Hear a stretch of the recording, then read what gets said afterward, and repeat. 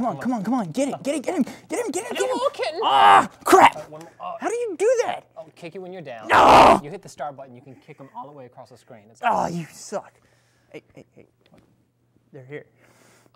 We got to kind of do our show. Okay. Yeah. I'll take it.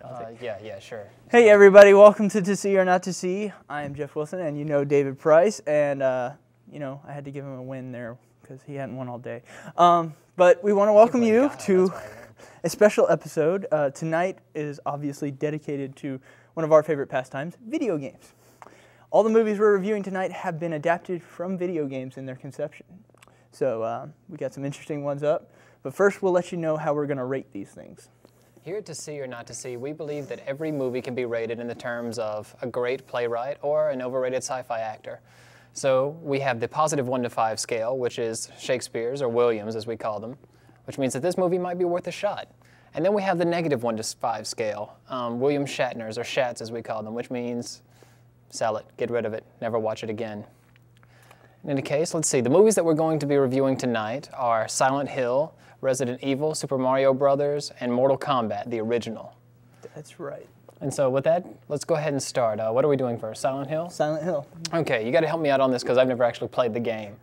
Well, I actually have only played bits and pieces, but from what I understand, talking to people who have played it, the movie uses a lot of the same things that the game actually did. Camera angles, music, even some of the environments are very similar.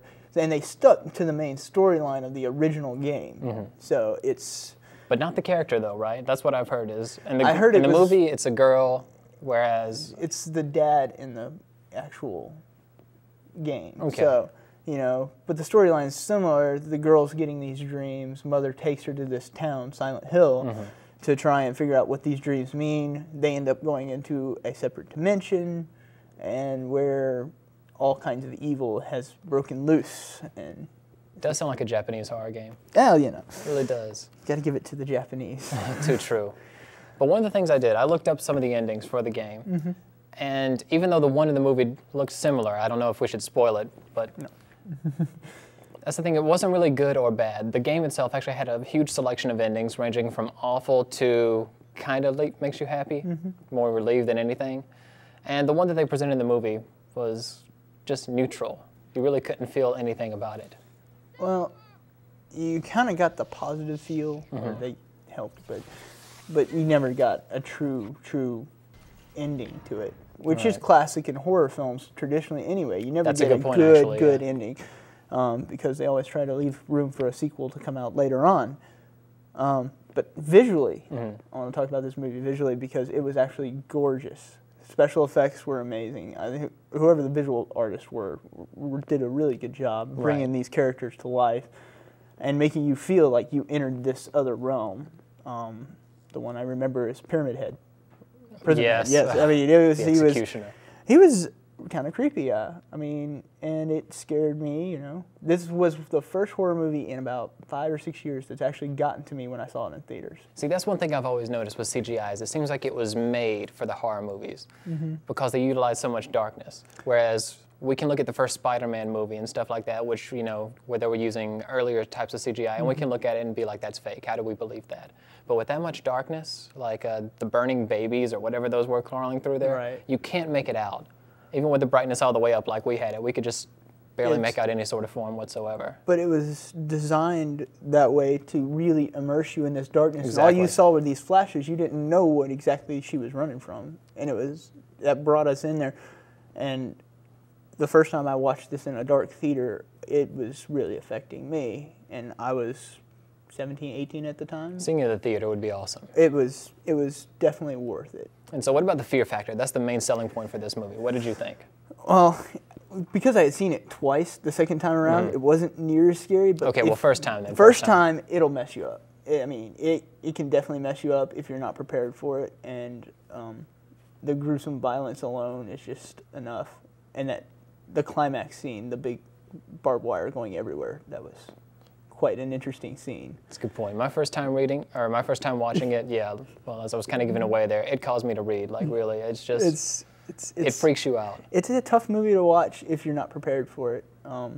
And watching it in a dark room, definitely helps the fear factor for this one, because then you have no extra lighting whatsoever, and you really have a hard time seeing in some of those dark spaces that they go into. I agree. And so, if anything else, watch in a dark room, and we know we've got a positive review for it. What are we thinking, like 3, 4? I would say 3 Williams for this one, because, I mean, it's 3 sounds definitely good. 3 did Williams. really well adapting the story from what I understand from people who have played the game. They did a good job adapting the story, and this is one of the first real successes we've had in the video game movie genre. So, I give it 3 out of 5. 3 out of 5 sounds good. All right. So Silent Hill, great movie, Rent great it, horror watch story. it. It's good, and we're going to go to a break, but we'll be back, and we're going to talk about Resident Evil and Super Mario. So don't go anywhere. You can kick your butt real quick.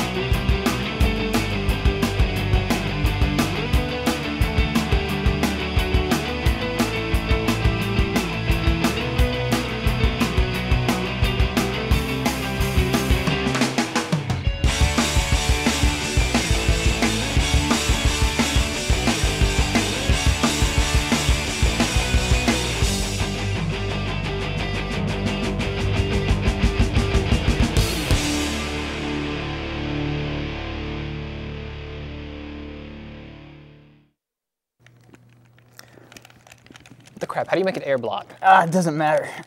Wait, oh, okay. Oh. All All right. I have no idea what that means in Japanese, but it's the best move on this game. All right, welcome back. So we are going to talk about another horror film, Resident Evil, adapted from the popular game series. They have now 4. I don't know if they're working on it anymore, but there are 4 in the game series, and there are 3 movies. But we're going to talk about the first one. Now, are these both Capcom movies too? The I'm thinking Silent Hill's games Capcom. I yeah. can't remember, but might be. I know Resident Evil was a Capcom game. Right. But, so Resident Evil starts out the story of the Umbrella Corporation and their research about creating this T-virus, which causes people to turn into zombies. So, and this special elite team that is sent in to figure out what happened after an outbreak happens inside their own facility. So, it was not a bad movie. Obviously, there was room for improvement, as with any zombie movie I've seen. I've not seen a 5-star zombie movie yet.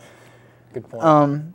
But what were your thoughts after initially watching this? My thoughts on it were the creature effects were great. The dog just walks in with the decomposing flesh. It definitely freaks you out.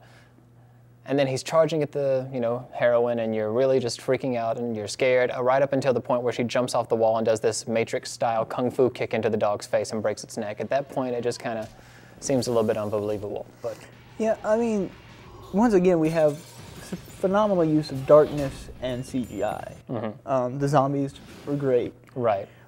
Even the creature at the end was almost believable because of the dark setting. Right. Yeah. The main characters, I was kind of iffy on the way they were established.